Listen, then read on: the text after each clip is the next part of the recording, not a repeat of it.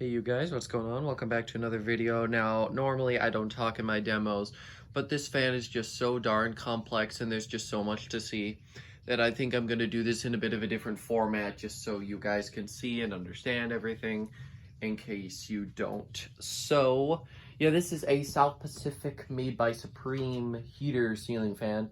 The Supreme, it was just Supreme Mark 10. That's what it was called if it was a Supreme, but no, this is a South Pacific model.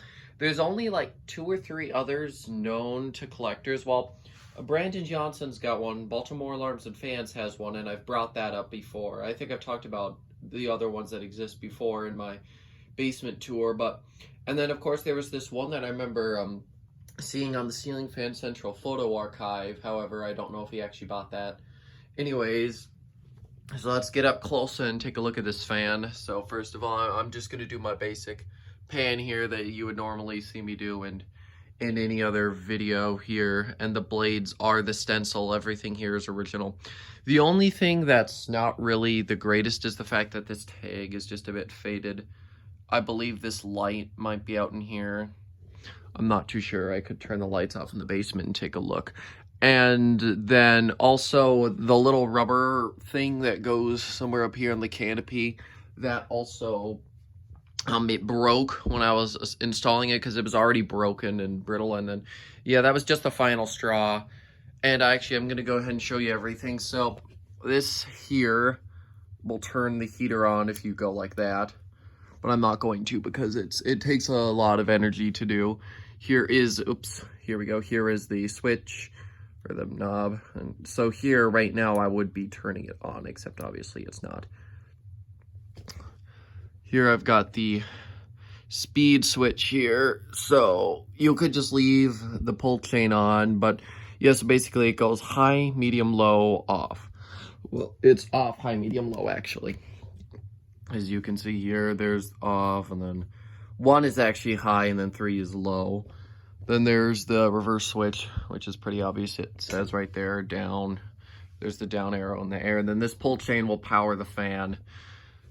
It'll like apply power, and then you can go screw with the knob. Now, this fan's quite complicated. You can't leave the speed settings switch on when you have it off.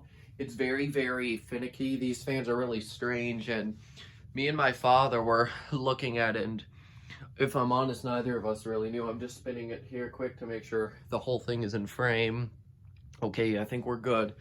And it did come with the original pull chain, and it's complete. These are probably not too common, and I really like this fan, and I'm pondering this fan becoming my permanent fan down here because it has a heater in it, which would be helpful for the winter maybe.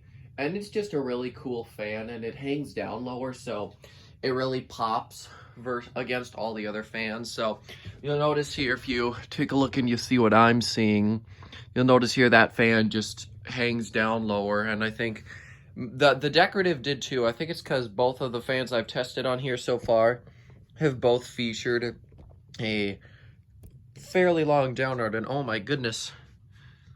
Yeah, well, if the spin down took that long just for that little touch, I should probably start here because we may be here for a while. So I'm gonna go pull the switch, and the heater is off. You'll know because the part is gonna be sticking out more by the white dot. That's how you know it's off.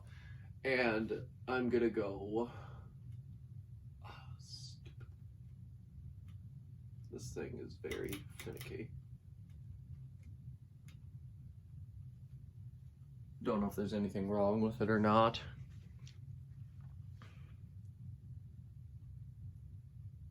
I'm going to be quiet a little bit more here so you can actually hear the fan, just so you can.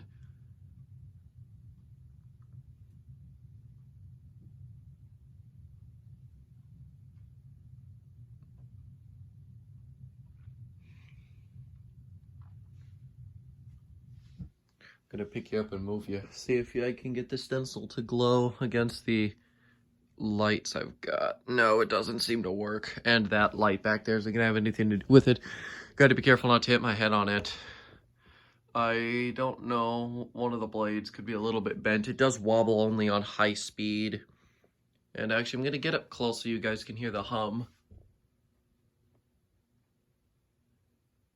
I know that right now the heater is not on.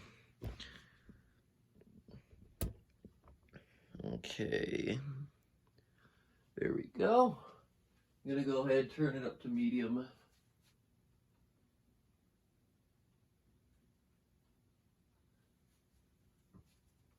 I will say medium is a bit slow for medium speed, but it's not really that bad.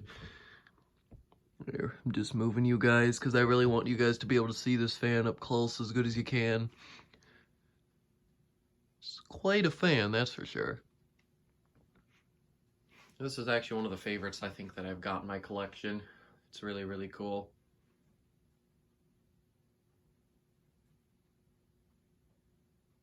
You'll notice there's a very, very small sway coming from it on medium, but it's nothing terrible. I wouldn't run the fan on high anyways. I hardly run anything on high. So it's, I mean, demos and potentially if I'm trying to dry something or if it's really hot is the only times I would turn a fan on high. We'll get up close again so you can hear the hum it's making now. I will also say that this fan is actually very, very powerful. It's actually a good fan. This is my first experience with anything Supreme. I never knew much about Supreme just because I've never owned anything like it. I've never seen a Supreme. This is the first fan like it I've owned. Here's high. Does have some wobble, but I remember some of the other ones having some wobble to them too.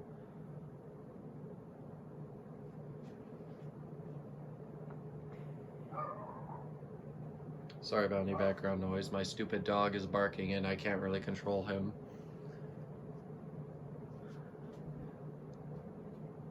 So anyways, yeah, there it is on high, and there we go. I just focused it a bit more.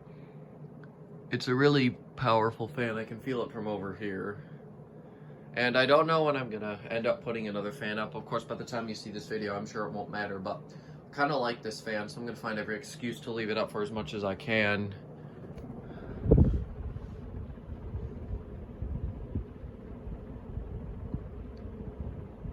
She is very loud, that's for sure. Alrighty, well, I should probably go ahead and shut it off here because I want this video not to be too long. And that little click just means that it's off. I've noticed it does that whenever I shut it off. So yeah, I don't know how long this spin down is going to be. It could be quite a while. So I'm just going to sit down here on the floor because I can. Yeah, this fan's actually really cool. I really, really do like this fan quite a bit. And I know I probably said that a lot, but I can't express enough how much I actually really like this fan. It's just so cool. And I got this off Craigslist for like 25 bucks or something. And they were listing it as a Hunter, but I knew for a fact it wasn't a Hunter. It was in a Hunter box because they replaced an old fan, so they just assumed and called it a Hunter.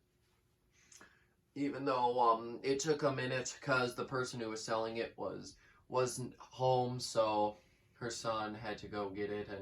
And at the end of the day, though, we ended up getting it, and it's probably one of my favorites and one of the rarest fans I own. I don't think it's extremely rare. I think there's fans that are more rare, but still, I really like this fan. And it's pretty cool. And it does move some air, which is actually a decent thing, you know. 25 bucks was not a bad price. I'm definitely glad that I picked this up when I did.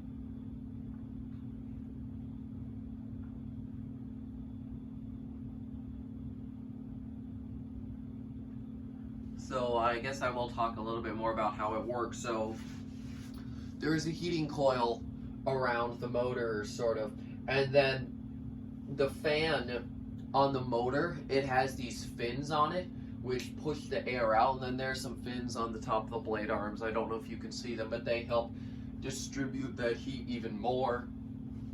So normally I think what they would recommend is to have the fan going at updraft, have it on low speed with the heater on, I won't be testing the heater because you guys aren't going to be able to see it.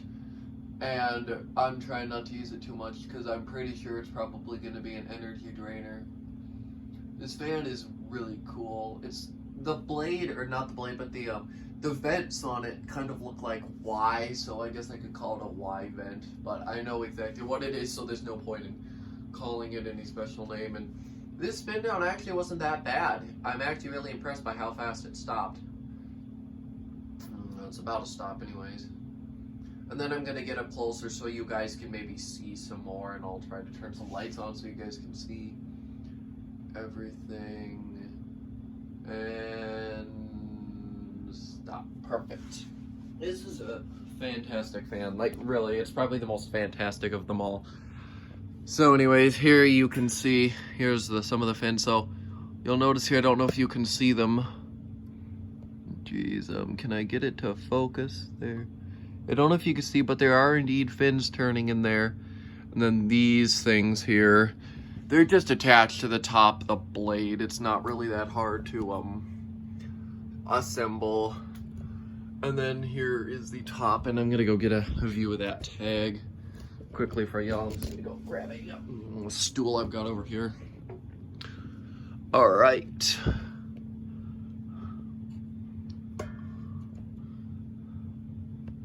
All right, you guys can pause if you wanna read that. I'm trying to keep it up there long enough so you guys can see a good angle of it. And that just has some wiring components there. I don't know if that's all the wiring or just for the heater. Then of course, there's that up closer. There's a better look at that heater switch. And then I guess I'll give you a quick view of this gorgeous stencil. That was one of my favorite things about it, is how beautiful the stencil is. It's just a really attractive looking fan, and it was definitely ahead of its time. I don't know how long these fans would have lasted being for sale. It is before they discontinued them, I don't know, but it's a really, really cool fan, and I'm glad I've got it. And I think I'm gonna end the video here. I don't know when I'll take this fan down. I love it, so I'm probably gonna leave it for a little bit. But anyways, yeah, I want to thank you all so much for watching, and I will see you in the next one. Goodbye.